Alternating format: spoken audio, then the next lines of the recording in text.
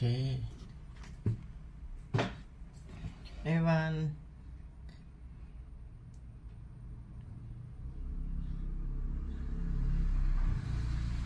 good morning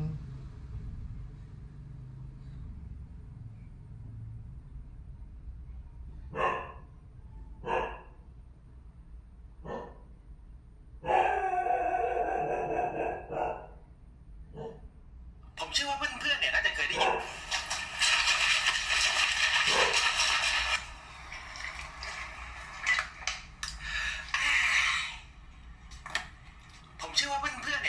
ยินเรื่องของ passive income กันมาอยู่แล้วใช่ไหมอาจจะเคยได้ยินจากหนังสือพ่อรวยสอนลูกของโรเบิร์ต คิโยซากิเล่มสีม่วงๆอย่างนี้หรืออาจจะเคยได้ยินจากรุ่นพี่ที่มหาลัยเนี่ยที่ชอบชวนไปทำธุรกิจโมเดลใหม่แบบ 100% 200% 300% ไปเลย ซึ่งจะบอกว่าจริงๆแล้วเนี่ย passive income เนี่ยมันทำได้หลายวิธีมากกว่านั้นไม่จำเป็นต้องไปขายตรงเท่านั้นก็ได้เพราะฉะนั้นในคลิปนี้เนี่ยผมจะมาพูดถึง6วิธีในการสร้าง passive income แบบที่มันทำได้จริงๆแล้วก็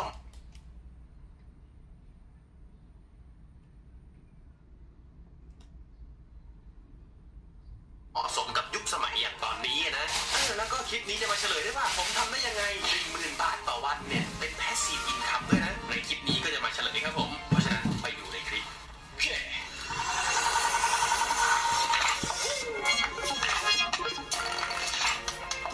สวัสดีครับผมต้านะครับถึงจุดนี้เนี่ยคนที่คลิกเข้ามาคงไม่ต้องอธิบายแล้วครับว่า passive income มันคืออะไรใช่ไหมน่าจะเคยอ่านแล้วก็เคยได้ยินคนพูดมาจนหูชาหมดแล้วแต่ขอรีแคปสั้นๆแล้วกัน passive income ก็คือรายได้ที่เราสามารถได้มาโดยที่ไม่จำเป็นต้องเอาแรงแล้วก็เอาเวลาไปแลกมาแบบตรงๆใช่ไหมครับต่างจาก active income ที่เป็นการใช้แรงใช้เวลาในการไปแลกเงินมาอย่างเช่นการทำงานประจำทำงานบริษัทหรือว่าต้องรับงานเป็นจ็อบอะไรพวกนี้เนี่ยถือว่าเป็น active income หมดซึ่งจุดที่ยอดเยี่ยมที่สุดของ passive income เนี่ยไม่ใช่แค่ว่าเรานอนหลับอยู่แล้วก็ยังได้เงินแต่มันคือการที่ passive income มันสามารถ stack ได้ครับผมและด้วยความที่มัน stack ได้สะสมได้นี่แหละที่ทำให้การสร้าง passive income เนี่ยเหมือนกับการสร้างตู้ ATM ที่จะคอยเหมาะสมกับยุคสมัยอย่างตอนนี้นะแล้วก็คลิปนี้จะมาเฉลยได้ว่าผมทำได้ยังไง 10,000 บาทต่อวันเนี่ยเป็น passive income ด้วยนะในคลิปนี้ก็จะมาเฉลยครับผมเพราะฉะนั้นไปดูในคลิป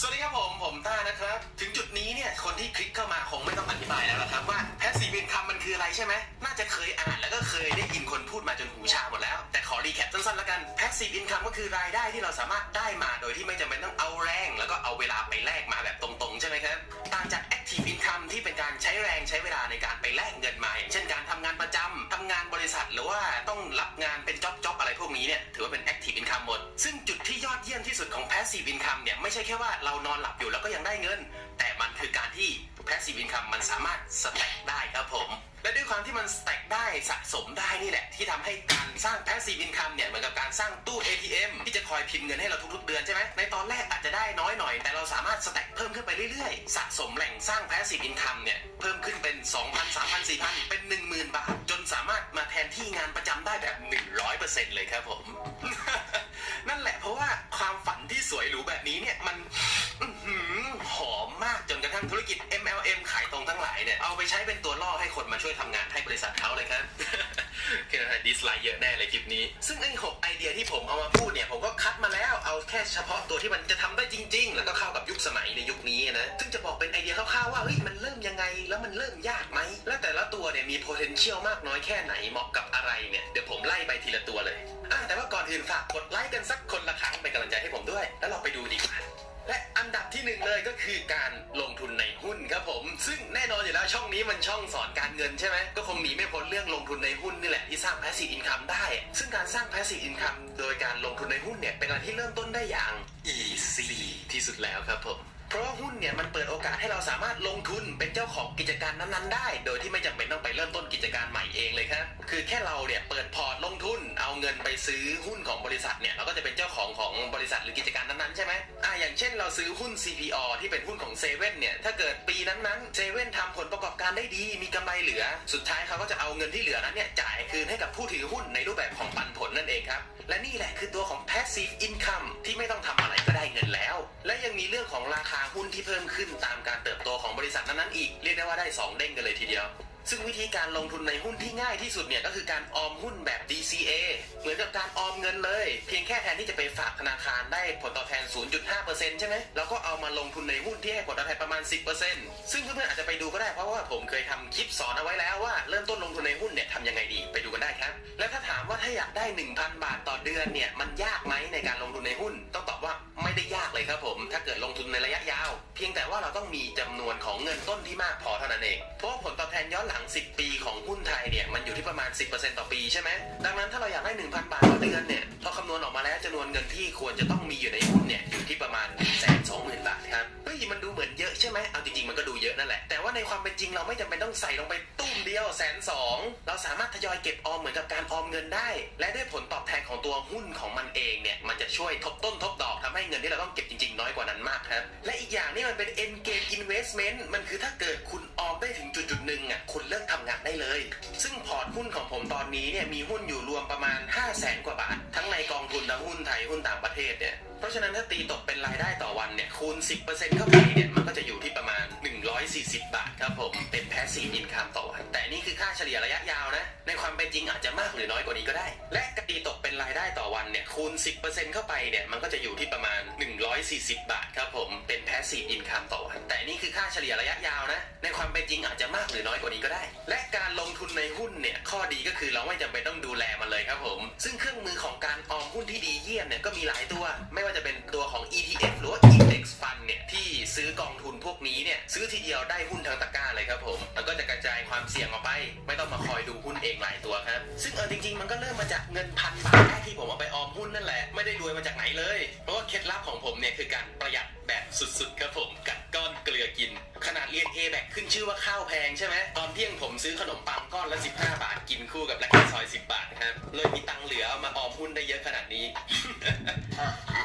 และอย่างที่2 YouTube นั่นเองครับผมซึ่งถ้าถามว่าเริ่มยากไหมเนี่ยก่อนอื่นเนี่ยการที่วิดีโอของเราเนี่ยจะสามารถ monetize หรือก็คือได้รับเงินจากการที่เวลาคนอื่นมากดดูวิดีโอเราเนี่ยช่องเราเนี่ยจำเป็นจะต้องมีผู้ติดตามจำนวน 1,000 คนก่อนแล้วก็ต้องมีชั่วโมงการดูทั้งหมดเนี่ยรวมกันอยู่ที่ 4,000 ชั่วโมงขึ้นไปครับซึ่งผมเนี่ยใช้เวลา6 เดือนกว่าจะมี subscriber เนี่ยเกิน 1,000 คนซึ่งเอาจริงๆตอนแรกเนี่ยผมไม่ได้ทำช่องการเงินด้วยซ้ำตอนนั้นเนี่ยทำวิดีโอเกี่ยวกับวิธีประกอบปืนแอลกอฮอล์ปืน PVC กันเนี่ยที่มันคอยยิงลูกแก้วโยนทิ้งเอาไว้ใน YouTube ผ่านไป6 เดือนอยู่ๆก็มีคนมาดูครับ ตอนนั้นก็เลยมีคนดูเฉยนั่นแหละก็เป็นคลิปแรกที่จุดประกายให้ผมมาทำ YouTube ครับซึ่งตอนที่ผมได้ 1,000 บาทต่อเดือนเนี่ยก็มียอด Subscribe อยู่แค่ประมาณ 3,000 คนเองมั้งซึ่ง YouTube เวลาเขาคิดเงินเนี่ยเขาจะคิดจากยอดวิวของวิดีโอครับผมจะคิดเป็นต่อ 1,000 วิวซึ่งโดยช่องเฉลี่ยทั่วไปแล้วเนี่ยทุกๆ 1,000 วิวเขาจะได้เงินประมาณ 3-10 บาทแต่เอาจริงๆเนี่ยเรทตัวนี้เนี่ยมัน vary ได้มากนะครับผมอย่างเช่นถ้าเป็นช่องที่พูดเกี่ยวกับการเงินเหมือนช่องผมเนี่ยเขาก็จะรู้เลยว่าคนที่มาดูเนี่ยส่วนใหญ่เขามีตังค์เหลือนะพร้อมที่จะลงทุนดังนั้นพวกโบรกเกอร์พวก forex อะไรพวกนี้เนี่ยเขาก็จะยอมจ่ายเงิ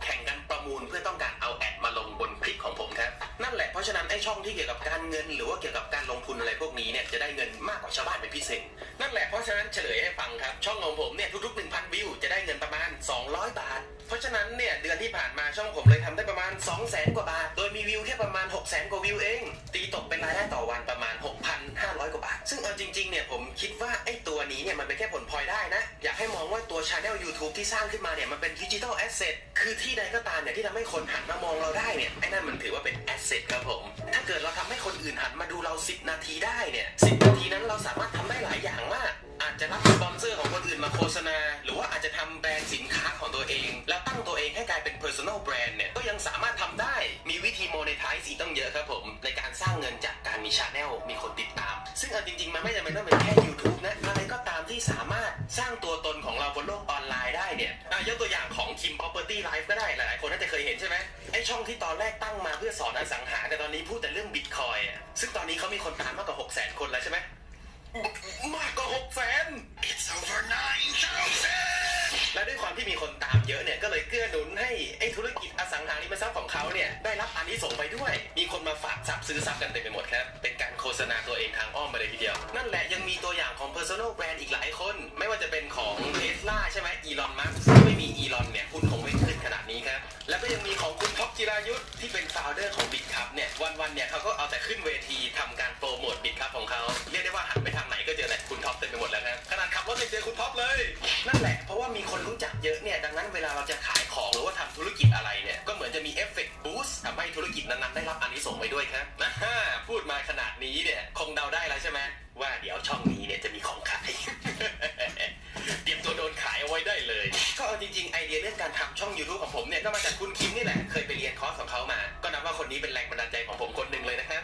โอเคแล้วก็ถ้าให้คะแนนแล้วก็การเริ่มทำ YouTube เนี่ยมันก็ไม่ได้ยากขนาดนั้นครับผมส่วนถ้าจะทำให้ได้ 1,000 บาทต่อเดือนเนี่ยตอนเริ่มต้นมันก็อาจจะช้าหน่อยต้องมีการทำให้คนรู้จักหรือสะสมคนดูขึ้นไปเรื่อยๆแต่ว่าถ้าทำคอนเทนต์ออกมาได้ดีเนี่ยก็จะสามารถลดระยะเวลาเข้าไปได้เยอะครับแต่เอาจริงๆช่องทาง YouTube มันก็ไม่ได้แพสซีฟไปทั้งเดียวหรอกถ้าเกิดไม่ได้ลงคลิปนานๆเนี่ยคลิปของคนอื่นมันก็จะดันขึ้นมาบังของเราใช่ไหมสุดท้ายคนก็จะไม่ดูคลิปเรารายได้ก็จะหายไปมันก็เลยจะเป็นค่อนข้างกึ่งแพสซีฟแต่ผมว่ามันมี potential ที่สูงมากครับเอาไปทำต่อยอดได้อีกหลายอย่างเยอะเลยและอย่างที่3ก็คือ affiliate marketing นั่นเองครับผมหลายๆคนอาจจะเคยได้ยินแล้วซึ่ง affiliate marketing เนี่ยก็คือการที่เราเนี่ยโฆษณาขายสินค้าโดยการแปะลิงก์เอาไว้ใต้คลิปหรือจะแปะเอาไว้ที่ไหนก็ได้แปะไว้ตามเว็บไซต์หรือไว้ตามบทความถ้าเกิดมีคนกดเข้าไปแล้วไปซื้อสินค้าเนี่ยเราก็จะได้ส่วนแบ่งค่าคอมมิชชั่นมาด้วยครับซึ่งก็จะสังเกตได้ว่าหลายๆช่อง YouTube เนี่ยก็จะมี affiliate link กันแปะเอาไว้ตามใต้คลิปถ้าเป็นช่องที่รีวิวพวกมือถือพวกคอมพิวเตอร์อุปกรณ์แกดเจ็ตต่างๆเนี่ยเวลาเราดูคลิปของเขาเสร็จแล้วเราอยากซื้อเนี่ยช่องพวกนี้อาจจะไม่ขายเองแต่ถ้าเรากดไปใต้ลิงก์ของเขาเนี่ยมันจะพาเราไปที่ Shopee ที่มันขายสินค้านั้นๆอะไรพวกนี้ครับ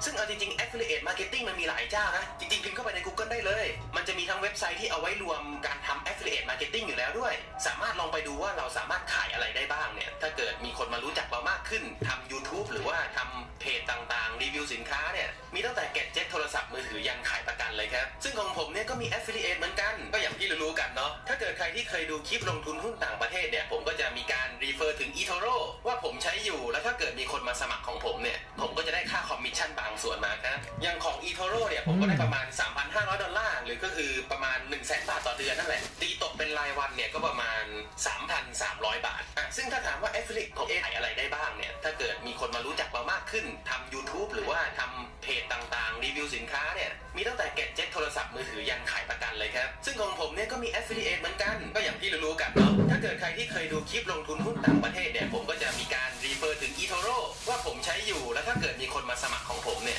ผมก็จะได้ค่าคอมมิชชั่นบางส่วนมานะอย่างของ eToro เนี่ยผมก็ได้ประมาณ $3,500 หรือก็คือประมาณ 100,000 บาทต่อเดือนนั่นแหละตีตกเป็นรายวันเนี่ยก็ประมาณ 3,300 บาทซึ่งถ้าถามว่า affiliate marketing เนี่ยมันเริ่มยากไหมถือว่าไม่ยากนะจริงๆใครๆเนี่ยก็ไปสามารถพิมพ์หา affiliate marketing สมัครแล้วก็ไปก๊อปลิงก์ของเขามาวางได้เลยเนี่ยก็เริ่มต้นได้แล้วครับแต่การที่จะทำให้ได้ 1,000 บาทแรกต่อเดือนเนี่ยบางทีเราก็ต้องมีช่องทางที่ทำให้คนมาติดตามเราหรือว่าให้ได้มาเห็นเราเยอะๆเนี่ยมันมีหลายเทคนิคมากอาจจะไปลองพิมพ์หาใน YouTube เลยก็ได้มีสอน affiliate marketing อยู่บางคนเนี่ยก็เขียนเป็นบทความทำ SEO ให้ผลลัพธ์การเซิร์ช Google ของเราเนี่ยมันขึ้นอันดับต้นๆของ Google ใช่ไหมอาจจะเป็นบทความรีวิวโทรศัพท์มือถือปี 2021 หรืออาจจะเป็น YouTube Facebook Podcast TikTok อะไรก็ตามที่เราแปะลิงก์แล้วเราสามารถพูดรีเฟอร์ถึงได้เนี่ยเป็นแหล่งการทำ affiliate marketing ที่ยอดเยี่ยมครับสำหรับความยากในการสร้าง 1,000 บาทแรกเนี่ยผมก็ถือว่ากลางๆแล้วกันแต่ถ้าเกิดมีคนติดตามอยู่แล้วเนี่ยก็ง่ายเลยครับผมและไอ้ตัวนี้ก็ดูแลง่ายด้วยแปะลิงก์เอาไว้ทิ้งไว้ยาวไม่ต้องสนใจเลยครั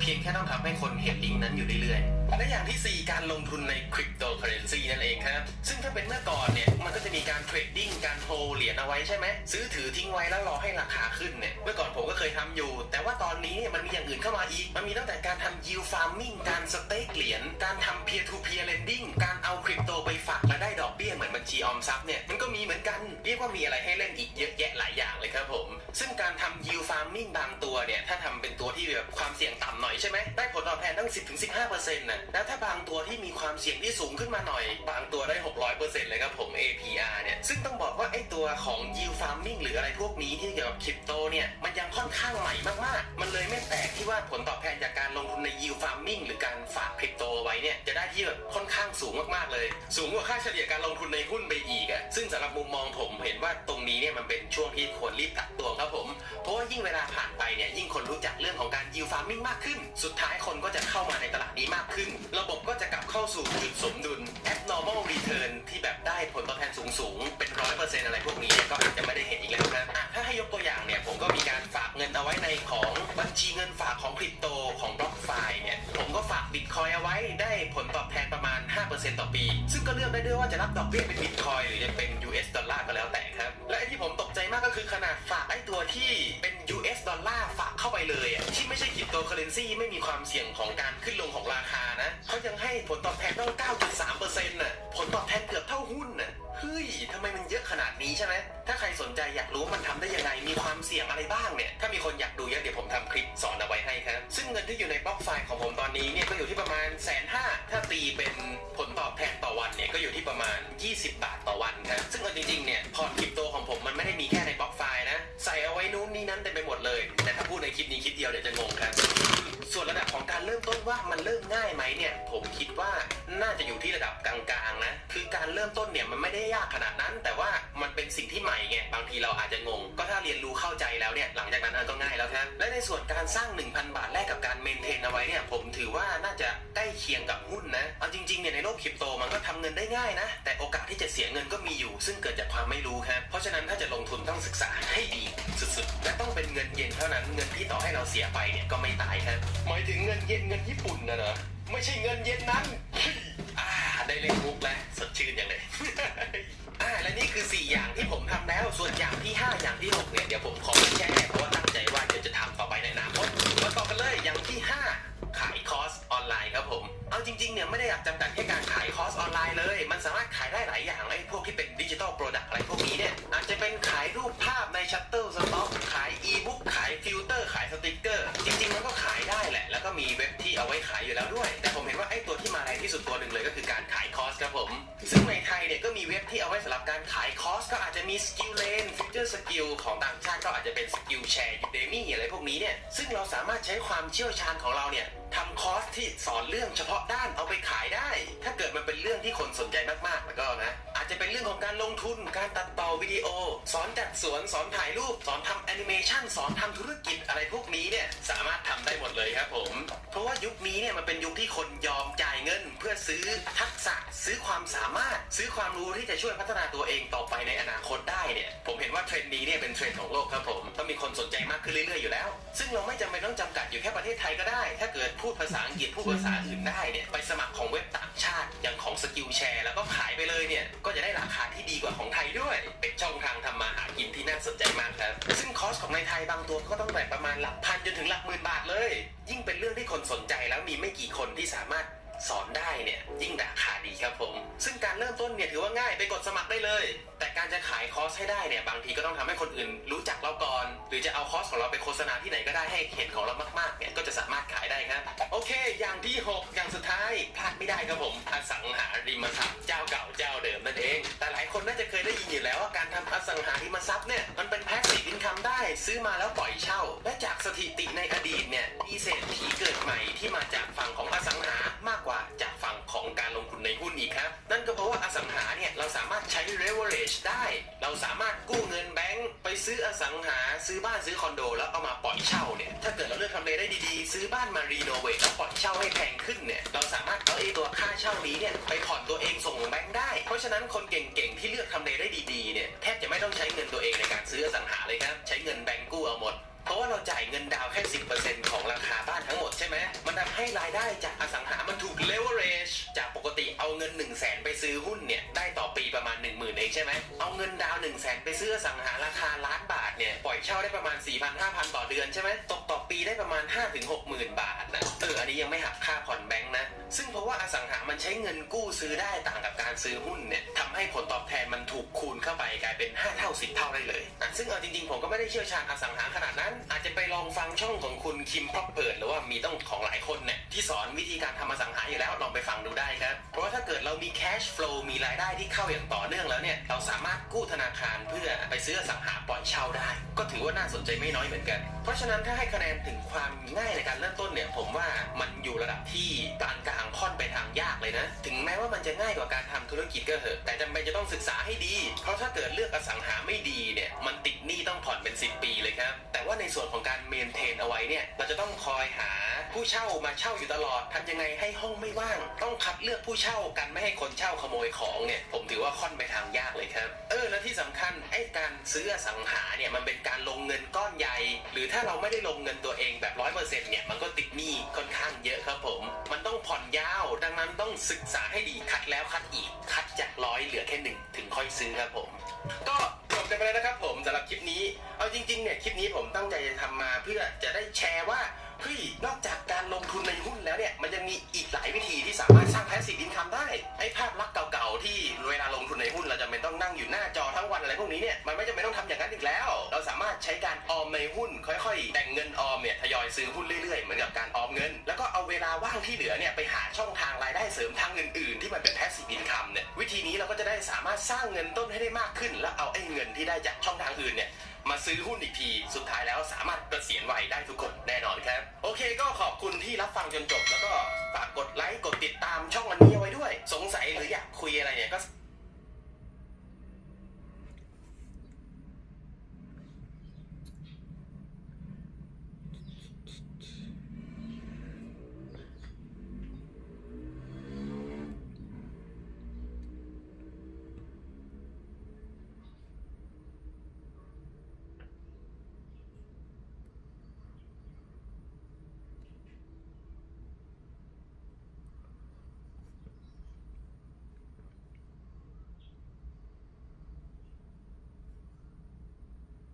Hello everyone.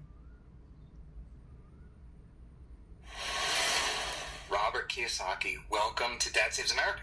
I'll tell you that Dad Save America is the perfect name for my brand too, right? That's right. Rich Dad, Poor Dad.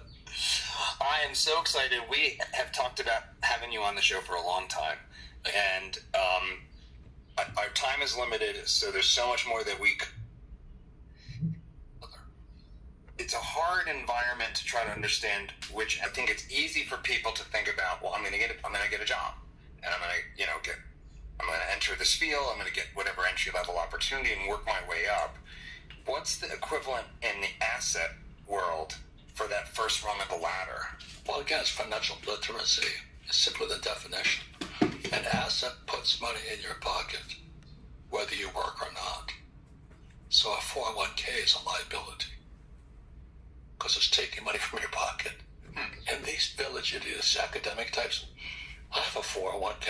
Okay, you're an idiot because it's taking money from your pocket. You give it to guys like me, the capitalist. You just look at cash flow. There's three things: income statement, balance sheet, statement of cash flow. I created a board game called Cash Flow. That's the only game that teaches accounting, having fun. So there's income statement, balance sheet, statement of cash flow. And the reason I created it was Maria Montessori, one of the great educational entrepreneurs of all times. She says what the hand does, the mind remembers. So how did I get rich? Was I played Monopoly. What was the first asset you bought in this journey for yourself? That was a challenge. The first asset was my challenge was I couldn't pay anything for it. I had to get it for free. So I had to use debt to buy it. So my rich dad was a great guy, man. He was the son of a... So you go buy your first piece of real estate in Hawaii. In Hawaii, real estate's expensive. So I bought a one-bedroom, one-bathroom condo on the beach. And I bought it with my credit card. 100% debt financing. That's the secret to success. So when Dave Ramsey said live debt-free, I said, well, that's your philosophy. It's not mine. Again, there's always three sides to a coin. On the light side, all the idiots think, I'm debt-free. On the dark side, because idiots, I'm on debt. Always three sides. There's no such thing as a one-sided coin. So one of the things that's hard to try to think about that is, especially with real estate, is real estate prices go like this. So depending on where we are in this boom and bust cycle, you might be taking out a lot of debt on an asset that turns around and ends up losing quite a bit of its value. I may be stupid. Well, but it's easy to say that after the fact. How do you know? When do people buy? When does a village idiot buy real estate? At the top. Oh, prices are going up. I better jump in. It's called FOMO, fear of missing out. The village idiots are running in there. It's like right now, they're all running into Bitcoin and stuff like this. The stock market today, all-time highs. Idiots are just jumping in like lemmings going to die. So talk about the emotional control that people need to have to be able to do this kind of thing. Very good question. The human body is made up of 4 different types. You have the mind, you have the body. So there's mental intelligence, physical intelligence, there's spiritual intelligence, and emotional intelligence, EQ. And the average person has no EQ, very low spiritual intelligence. The reason I know that because I was in Marine, went to Vietnam twice, is being mentally intelligent, physically, spiritually, emotionally. When you see your friends dying, it's really, really imperative you remain stoic, calm, and you keep killing the other guy. That's what we do. Yeah, that's hard stuff. Most people don't know what that's about. No. And then when I came back from Vietnam the second time in 72, I got hit by a rotten egg and spit on by all these hippies from Woodstock, And today I see them around. I see them in politics today. Nancy Pelosi, Chuck Schumer, all those hippies out there spitting on me. I'm only kidding, I don't think you're kidding. No. I think that's not No, I see that. I'm boomer. My question I ask a lot of guys my age is, and what did you do during Vietnam? Well, I had a student from it. Oh, okay, I know who you are now. Or I was in Canada. I said, oh, good. Dodged it. So do we have to be the absolute killers to be able to weather the financial storms? No, I didn't say that. Yeah, help me navigate. I say there's 4 intelligences: mental, emotional, spiritual, physical. You look at a guy like Tiger Woods. He's got mental, emotional, physical, spiritual lined up. That putt, let's say he's putting 10 feet to win $1 million. It's mental, spiritual. It's gonna, and that's why Maria Montessori school system says, what the hand does, the mind remembers. It's physical intelligence that's more important than mental intelligence. My son spent most of his K through 12 in Montessori style schools, and I'm a big fan. But I hadn't heard that phrase. That's a really powerful phrase. What the hand does, the mind remembers. I feel like so much of our education system is purely abstract and not physical. It's the exact opposite. It's emotional. They punish you for making mistakes. How stupid is that? So you have so many people say, but what if I make a mistake? I said, you'll get smarter. A baby doesn't learn to walk unless it falls down. But let's say the baby stands up, falls down, teacher goes, you stupid kid, can't walk. They'll never walk. So when I meet people who are the academic types of that piece of paper that means nothing, most of them are so terrified of making mistakes. They say, what you do is so risky. Well, risk involves mental, emotional, spiritual, physical. And our schools make you they do. Look at a piece of paper. I said, that means you're an idiot.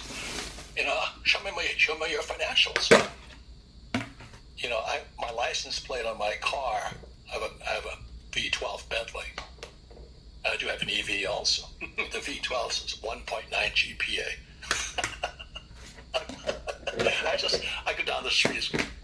There is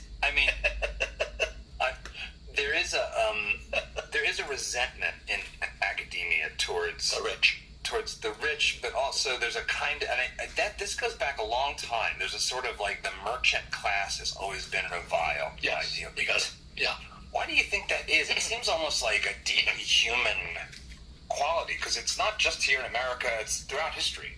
Well, we have different values, We all have different values. So for the academic types who are typically, in school, I used to call it nerds. I was a surfer. Hey, Robert, I was a nerd. Back off. The surfers were cool, I was flunking out of school, but we were cool.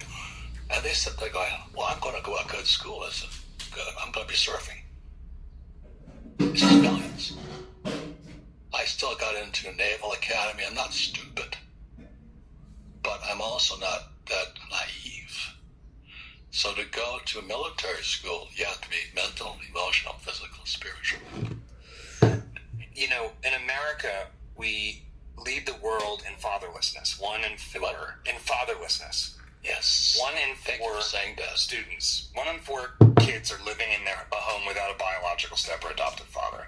You had two dads. You had your biological dad, poor dad with his PhD, and rich dad, a mentor, friend.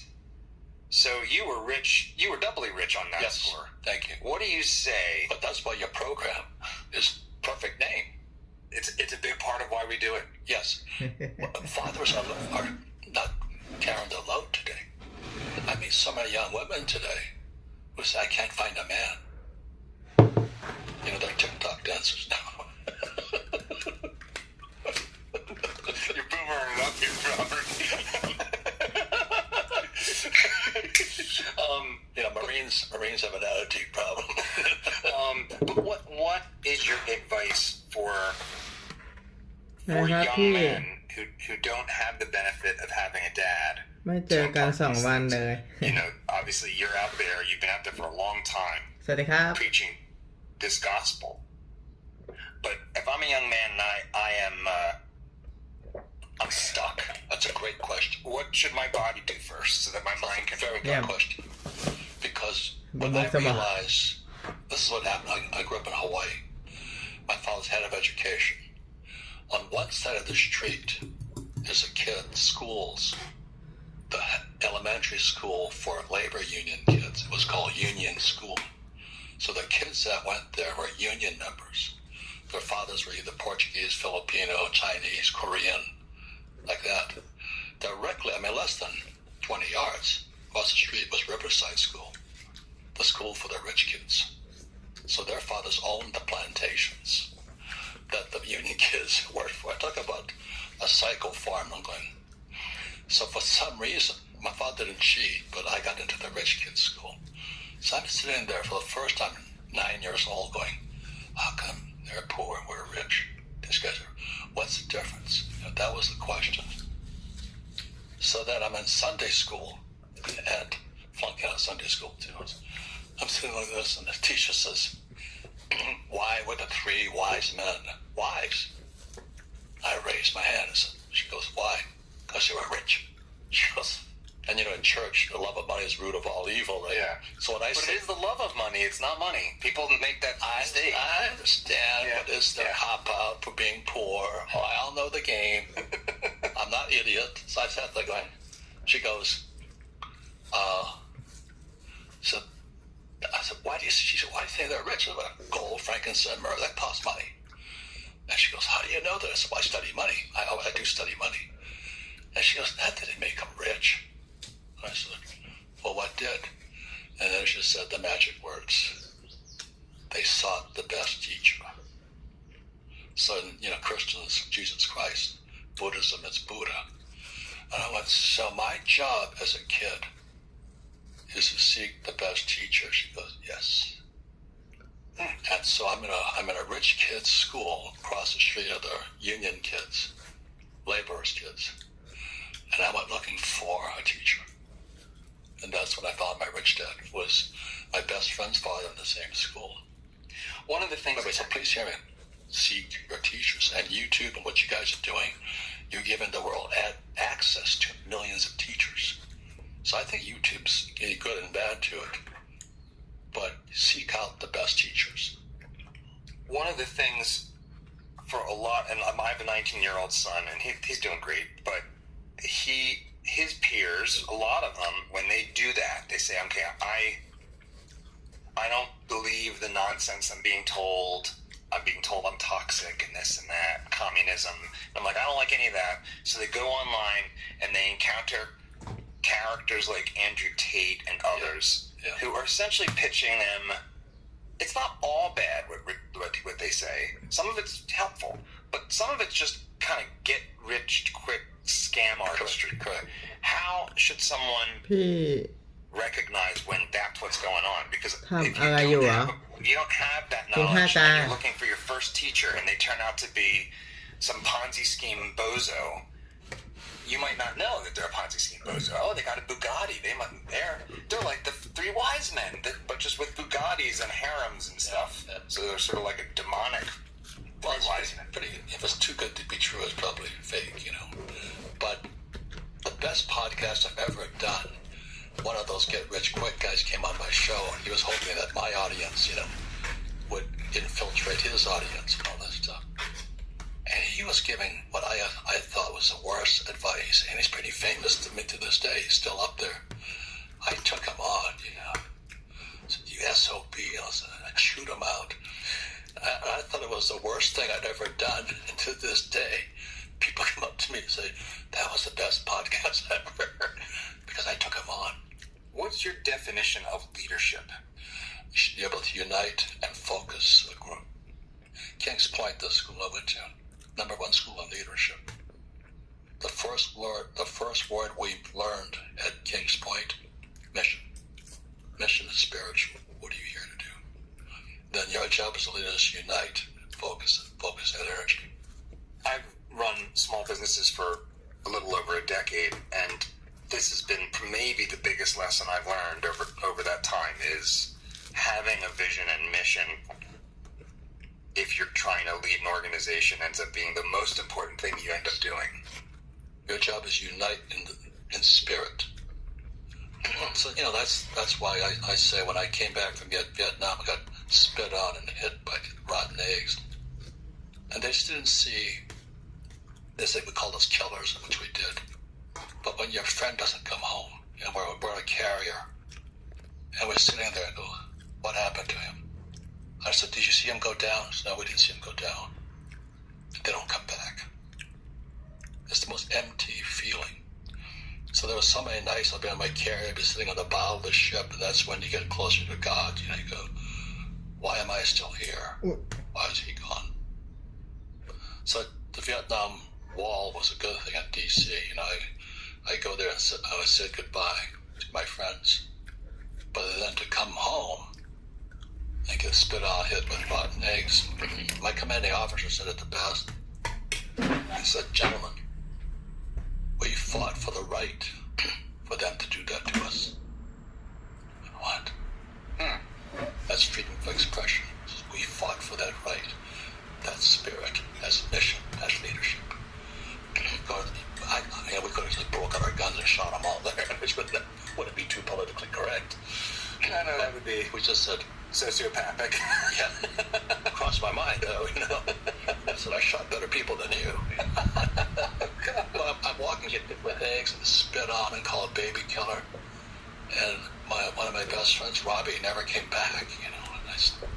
So it took me going to the wall to say goodbye. What do you say to those who believe that your generation has really screwed things up for our kids? I don't know that I believe this, like, oh, the boomers wrecked America, but it's certainly something that people say. What's your response to that?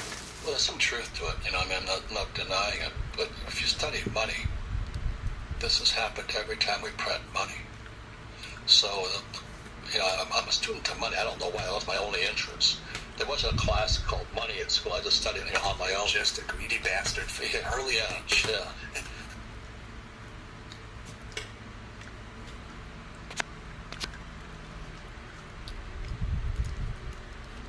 Hello everyone, nice to meet you.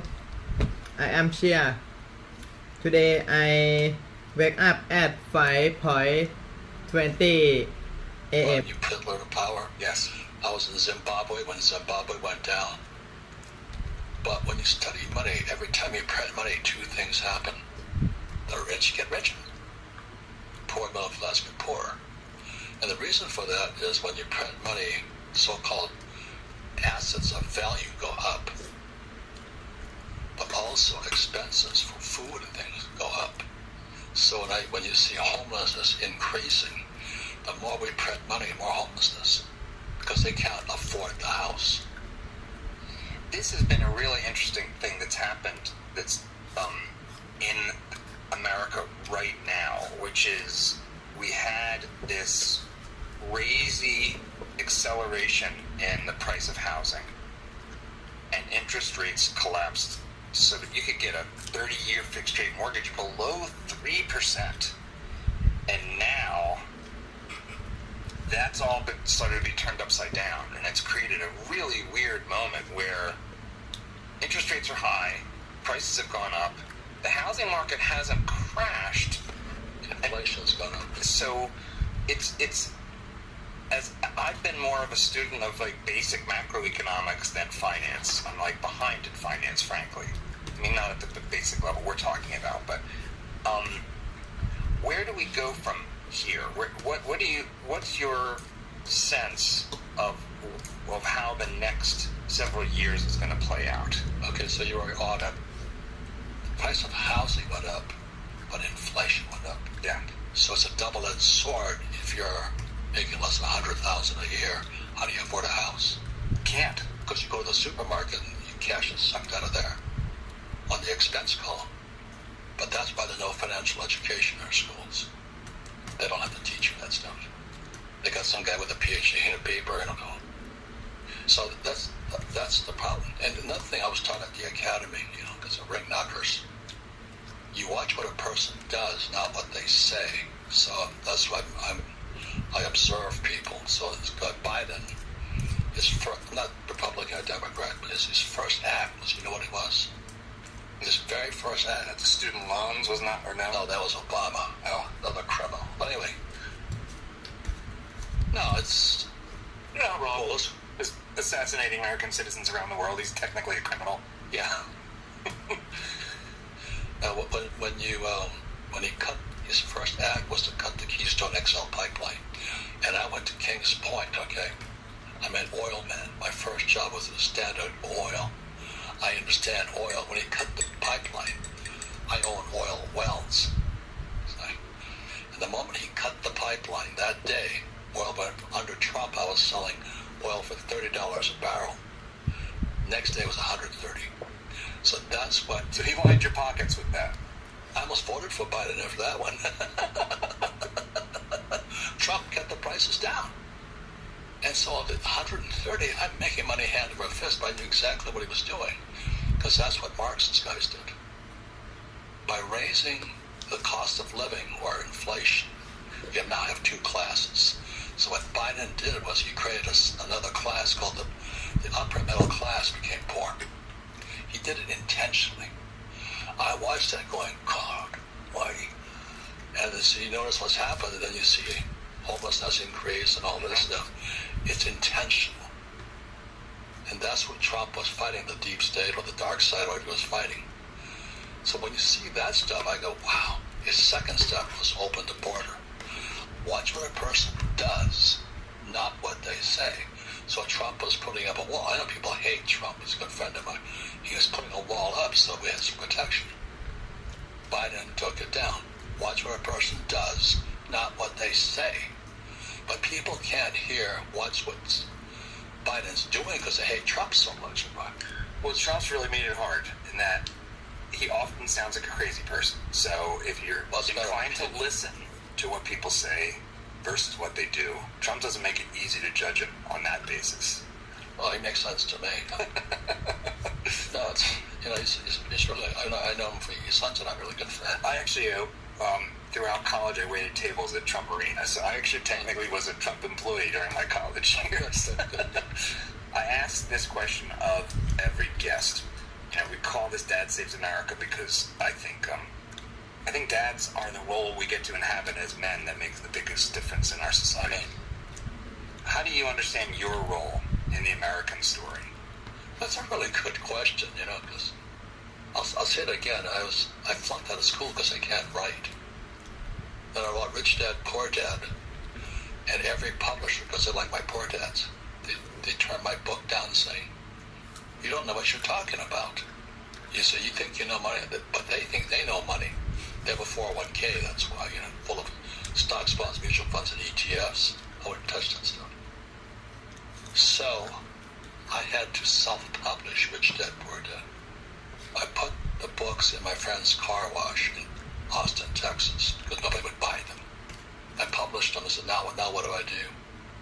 And it was in this car wash, and then my friend said, they're not selling. I said, well, they don't. Give me some time. Finally, the book sold. And then I got a phone call from Dallas, Texas. This is Austin, the car wash, Dallas. Yeah. So, my name's Bill Galvin. I said, how you doing, Bill? He says, I bought your book. I said, good. It's a good book. And he said, how many you got? I said, 1,000 minus 12. And he goes, I'll take the rest. And I went, who are you? He said, I made a mistake. Who are you? He says, I work for Amway. And I was very close-minded to Amway. Do you know what I mean? Yeah. Because I don't need that. And because of Amway, my book went all over the world. Oh, so they put it out through their network. But it was a different system. See, businesses are systems. This is a system, you know. And then Oprah called. And the next thing you know, I'm going, who's Oprah? Because, you know, Marines don't watch Oprah. I wasn't going to go on the program. My wife grabbed me. She says, look, you stupid SOB. You're going on Oprah. I said, oh, okay. So I fly to Chicago. I go on the Oprah show. Next thing I'm famous. And then Trump called. So I wish I could say it was my brilliant marketing. It wasn't. So what I'm doing today, I'm going to start a network marketing system to teach capitalism throughout the world. That's how we're never in mistakes. Robert, thanks for being on Dad Saves America. Thank you. Keep up the great work. I was a pilot in Vietnam. I went to school to kill people. I killed a lot of people. Went to military school. We think differently. I fought for my country. I fought against communists. They killed us. We killed them. I went down 3 times in Vietnam. My friends don't come back. And the hippies, they were spitting on us, hitting us with eggs. I would love to know what you think the future of America is from the heart of an American. America is bankrupt. We're the biggest debtor nation in the world. The only nation more in debt than us is Japan. Stupid Japanese. So there was a pipeline running from Canada to the Gulf of Mexico. Biden cut that off. I was selling oil in those days for $30 a barrel. Went to $130 a barrel. That's dollars. I knew exactly what Biden was doing. He was going to destroy the middle class. So there'd be 2 classes of people, rich, and everybody else poor. So Biden is one of these guys here. And this man here is a capitalist. Yeah. So It's very bad in America, but I don't tell you that. hey guys, this is a very special conversation with Robert Kiyosaki. So many of our personal finance journeys began with his work, with his book Rich Dad Poor Dad. This was an honor for me, and I hope you guys enjoyed today's special podcast.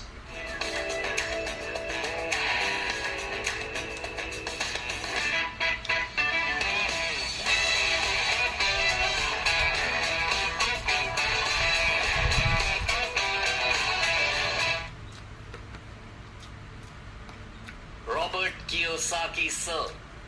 Welcome to TRS, welcome to India. Thank you. That's my honor. Thank you. You have no idea what an honor it is for my whole team to be hosting you. Oh, thank you. Yeah, genuinely. I've heard you're the star of India, so I'm honored too. No, sir. You're more than welcome. You're coming home. You're coming to our studio.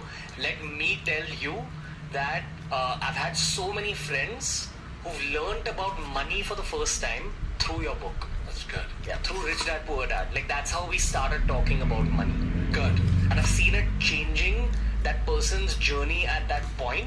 Right. And then that person went on to change his whole family's life. Yes. And this is just my own inner circle, so I can't imagine how many souls you've affected all over the world.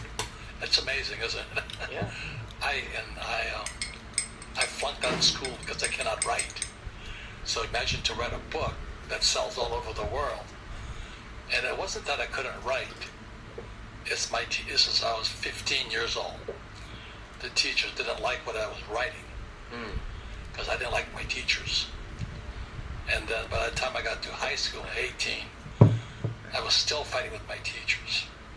So it's just been, writing has been a love-hate relationship. I think in our eyes, it's just a love-love relationship. Oh, thank you. Based on how many books you've written. Yeah.